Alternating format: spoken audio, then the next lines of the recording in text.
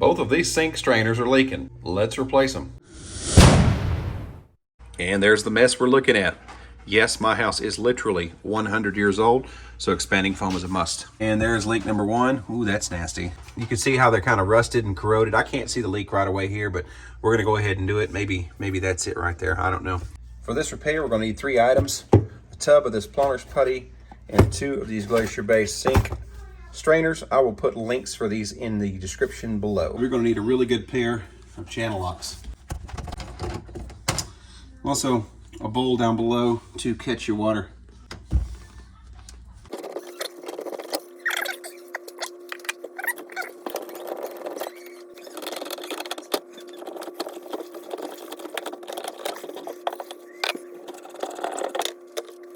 Occasionally these sink strainers will spin and you can't get that big nut loose. If that's the case, get your hands on a pipe wrench to help you get them loose.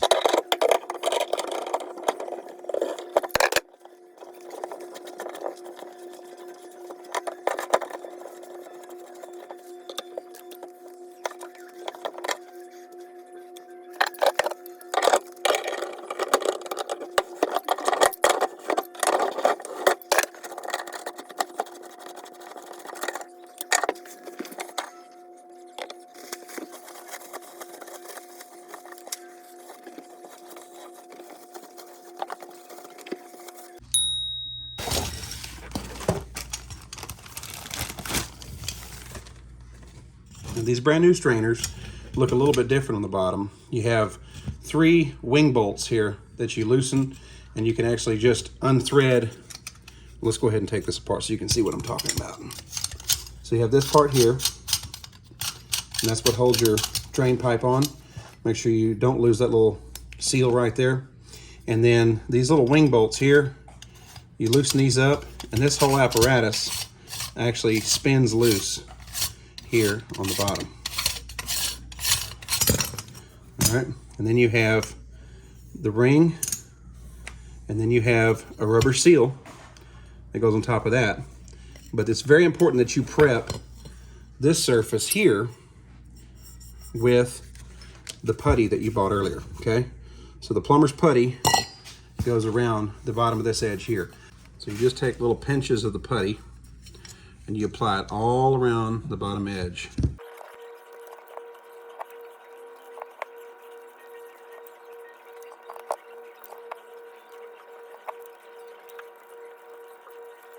Shameless plug here too, by the way. I don't know if you guys have noticed the bright light I have in my workspace. That is compliments of this LED light, which you can get on Amazon. I will put a link to this work light down in the description as well. But man, this one little light, it can illuminate quite a bit of workspace. We're going to go ahead and place it strainer inside the sink that's been puttied up. And we'll just give it a little gentle press. Let that putty start to set. And next in the order of operations, you have your rubber O-ring. And after your rubber O-ring, you have the steel ring. And after the steel ring is when you put on the wing bolt. It's actually just like a large nut with 3 ring bolts. This can be a little bit tricky to get started, but just have some patience with it. It's not that bad. Just like that. And you want to go ahead and spin this up until it makes contact all the way around.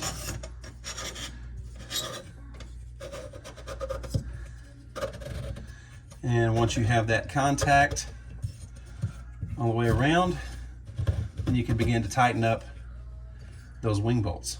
And the beauty of these is, once you've installed this, you can check your leaks, check for leaks, I should say.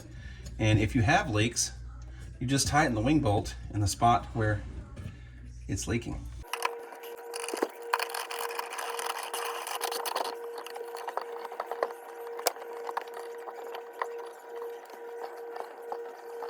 Okay, while we have this apart, it never hurts to go ahead and replace these little rubber gaskets in here. Plastic gaskets, they're okay, but since the new strainers came with new ones, why not go ahead and put the new ones in, right? we got the part, let's install it. So there's a new one, in we go. And it butts up against that flush right there. And then on goes this nut right here. And of course, we'll check this for leaks here in just a little bit. Same story on this side, as it came with new ones. Let's put a new one in.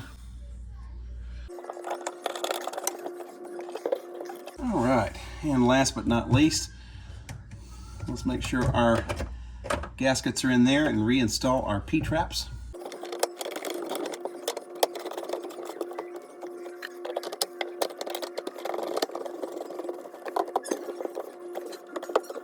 And the moment we've all been waiting for, we turn on our sinks, put in our brand new stoppers that came with our new strainers, and we'll check for leaks. We're going to begin by testing the left sink first. So y'all watch for leaks and tell me if you see any. All right, so far so good. Let's test the right-hand side.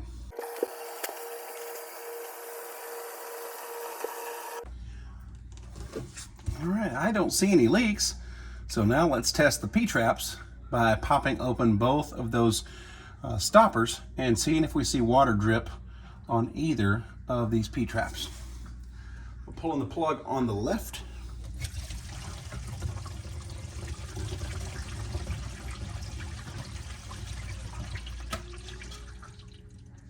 All right, so far so good. Well, let's pull the stopper on the right.